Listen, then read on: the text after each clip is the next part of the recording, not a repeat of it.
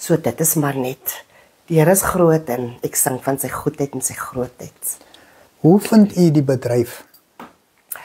Die gospel is eintlik maar hier by ons is die mense hulle is nog nie so gedissiplineerd nie.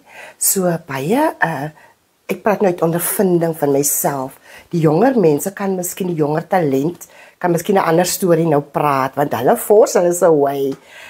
Ons grootes maar nog so ons word amper uit die pad uit gedruk. Maar dit was my ondervinding dat mense hulle wou nie betaal vir gospel nie.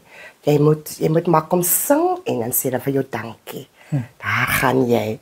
So, maar ek kan regtig nie kla nie. Die Here was vir my baie goed. Ek het 'n hele paar goeie funksies gehad. Dit was nou voor Covid Het ek 'n paar goeie funksies gehad wat ek by al die departemente het my gebruik.